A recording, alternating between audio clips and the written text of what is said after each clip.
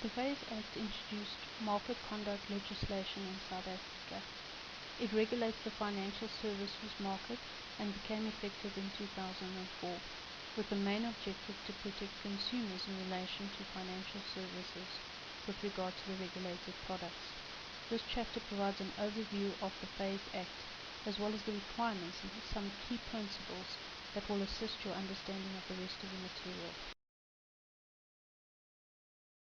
FAIS regulates the business of all financial service providers and intermediaries who give advice or provide intermediary services to clients. The Act aims to professionalize the financial services industry and to provide adequate consumer protection. FAIS follows a functional approach and not an institutional approach. This means that the Act regulates certain functions across institutions. An institutional approach focuses on specific institutions, like the Banks Act, for example, which regulates banks only. Therefore, the function of providing financial services across the various institutions is governed by the FAIS Act. The Financial Services Board is an independent institution established by law to oversee the South African non-banking financial services industry in the public interest.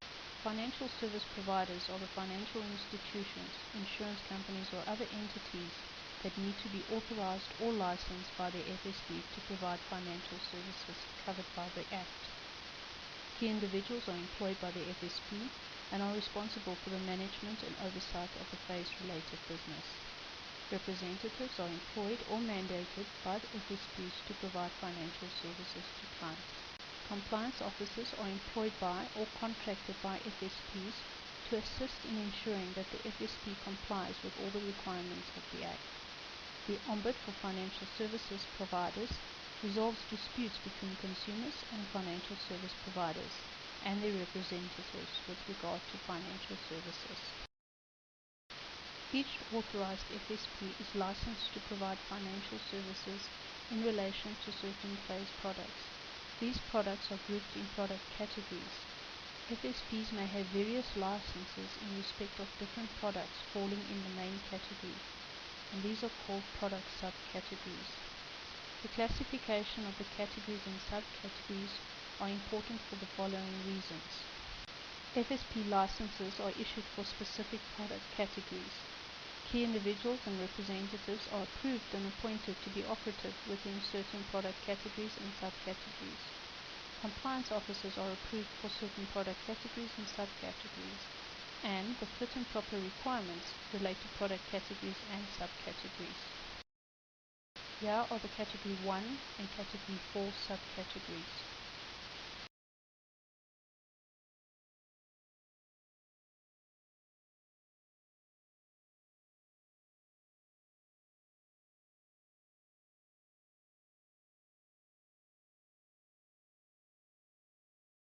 Here are the Category 2 subcategories.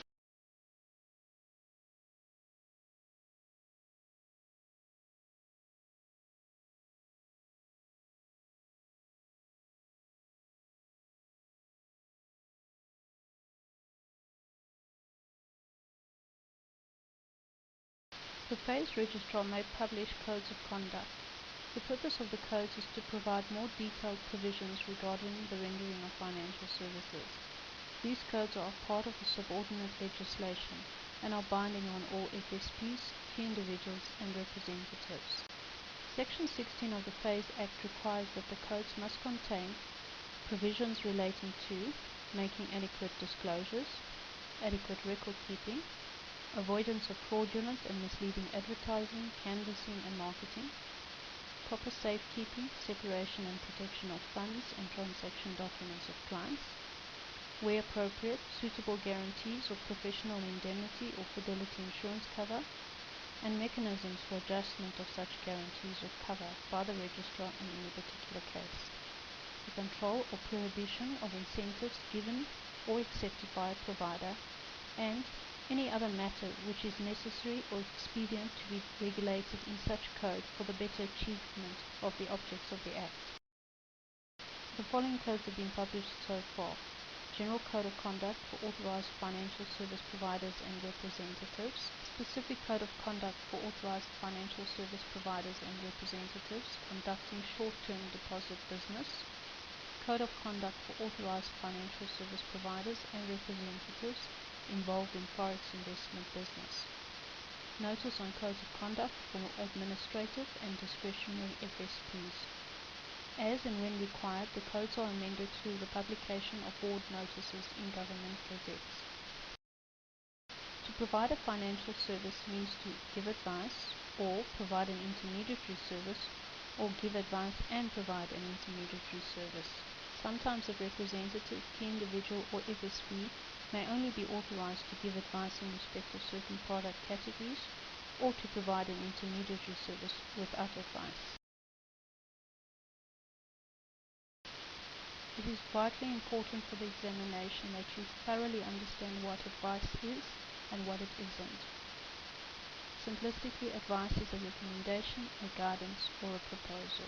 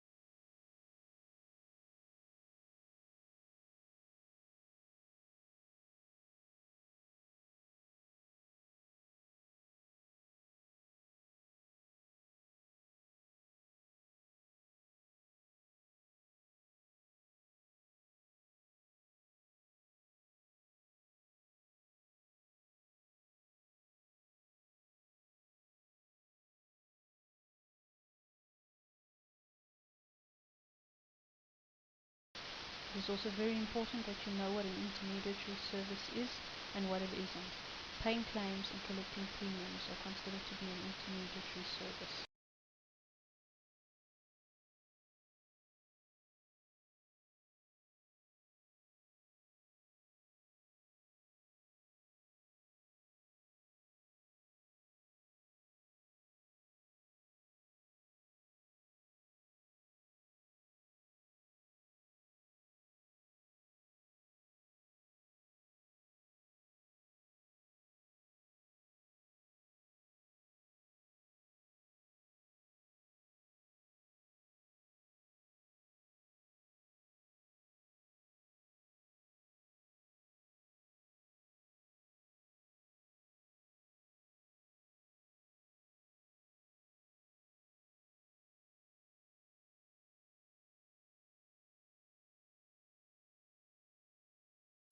Here is a list of different types of financial products.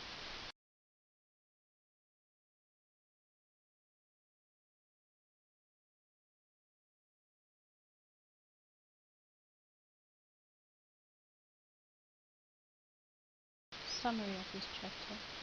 This chapter introduced you to the main purpose and ambit of the FAIS Act, which sets out to regulate financial services in South Africa. We also discussed the product categories and subcategories. The categorization of products is important because it is used for the following. FSP licenses are issued for specific product categories. Key individuals and representatives are approved and appointed to operate within certain product categories and subcategories. Compliance officers are approved for certain product categories and subcategories. The fit and proper requirements relate to product categories and subcategories.